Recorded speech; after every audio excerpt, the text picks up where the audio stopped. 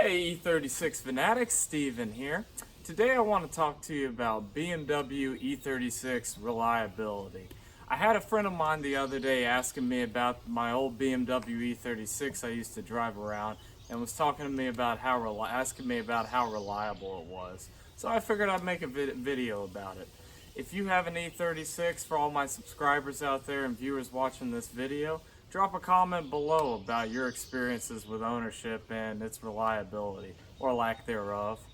And before I jump into discussing BMW E36 reliability, I want to throw out a message to my subscribers. Now, for all my subscribers out there, I want to let you know that I'm going to be expanding a lot of my videos in the next couple months. I'm trying to get back on a schedule where I'm posting every week. You can expect my videos coming forward at least once every week on Monday, and maybe some weeks I'll even post 2 depending on what I'm doing. And for those of you who are not subscribed, hit that subscribe button because I post a lot of interesting content, not just concerning BMW E36s. I also do stuff with more general stuff with BMWs, DIYs, and I'm also going to be doing a few restoration projects over the next couple months. So hit that subscribe button. So in my opinion, BMW E36s absolutely do not deserve a reputation for being unreliable. I've owned, personally, I am a little bit biased. Actually, I'm really biased, to be honest with you.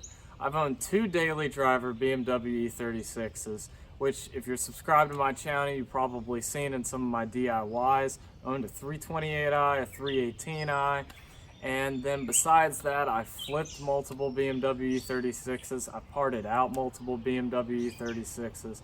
So I know a lot about these cars, and I've been working on them for a really long time. So that gives me a little bit more knowledge about these cars on a more personal level, owning these cars up to 200,000 miles, 250,000 miles, and I can say that these cars are generally very reliable. So what kind of different things actually makes these cars more reliable than a lot of other BMWs that you might see on the market today?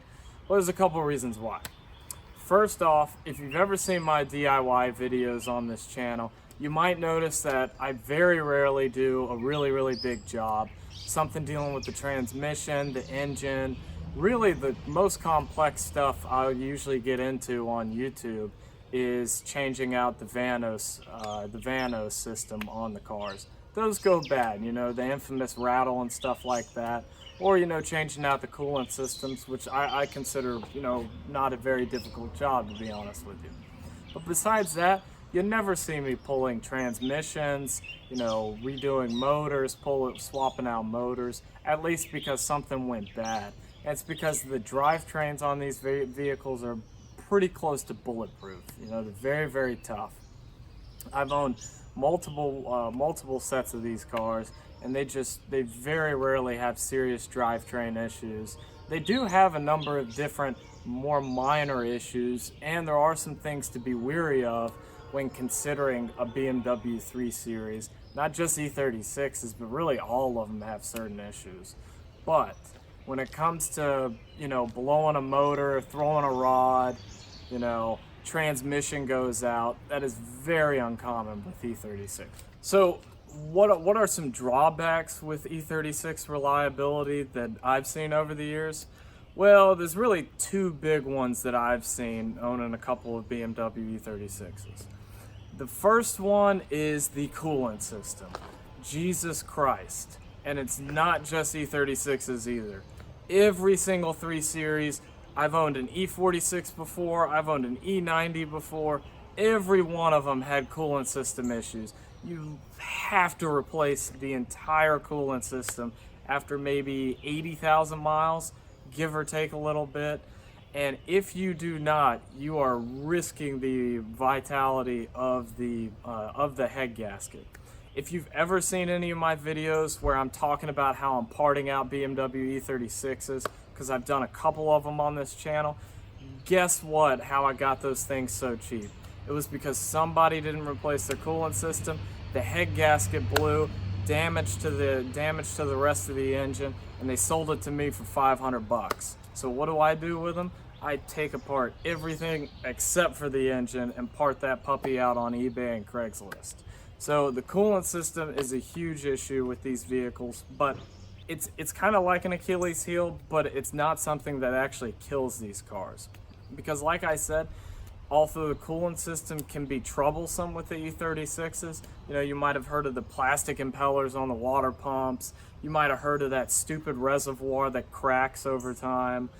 But if you take care of the car and you change out that coolant system every once it hits that mileage marker, then you're not going to have any issues out of it. Plus, I'm gonna talk about this in another video, but there are multiple upgrades you can do to E36s to really reduce your risk with coolant system failures. They make an aluminum tank now for the reservoir tanks, and most water pumps nowadays, if you've replaced it, you've probably replaced that stupid plastic impeller with a decent metal one, so it doesn't give you serious problems.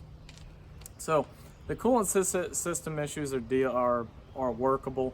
There's some other common issues on E36s, the power windows and regulators. This car behind me right now, I've swapped both of the window regulators, both of the power window motors. The door handles on these vehicles are also problematic. But really, it's only because, you know, once they get into these higher mileage cars, this car has more than 140,000 miles on it.